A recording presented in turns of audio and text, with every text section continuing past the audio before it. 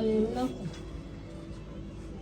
etukomekereza okulaba ku bulamu bwa Saawa.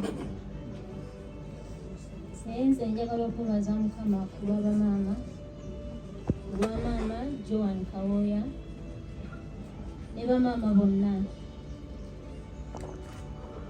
Mukama yeebazibwe olw'obulamu bwa Saamu. Obulamu bwa Saamu, obulamu engeri gye tubunyumirwa tubwagala, naye bw'obulowoozaamu obulamu bwa Saamu bubadde butonotono. Obulamu bwa Saamu ku lwa maama ne dadi ne ku lwa famire yonna, olwo tubadde tuteekateeka okutandika okubunyumirwa, tubadde tutandise okulaba omugaso gwa Saamu. Ku lwa maama ne bamaama ne dadi tubadde tutandise okusuubira ebinene mu Saamu. Naye Bayibuli egamba nti mu buli mbeera mu budde bwonna Kristo abeera mulungi. Newankubadde biri bwe biti, tusiima Katonda era nga twatula nti erinnya lya Mukama lyebazibwe olw'obulamu bwa Saamu. Njagala okwebaza Katonda olw'emikwano n'eŋŋanda mwenna abazze okutudduukirira okufa kwa Saamu. Saamu bw'otandika okumwogerako bangi nnyo abatagenda kusobola kwogera, naye nzikiriza nti ffenna abali wano buli omu alina testimony about Samuel.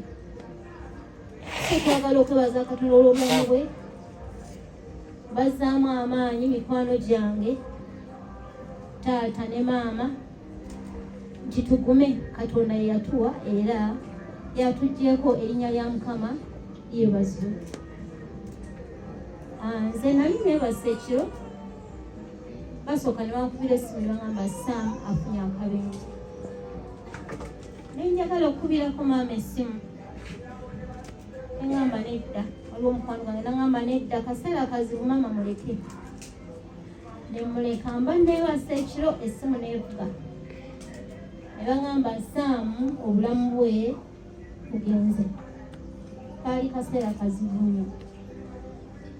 Kaali kaseera kazibu nnyo. Naye newankubadde biri bwe bityo, erinnya lya Mukama lyebazibwe. Njagala okwebaza abantu mwenna abasobodde okujja olw'okukungubagira Saamu. Mbeebaza ku lwa maama ne bamaama ne dadi, nti Mukama abawe omukisa.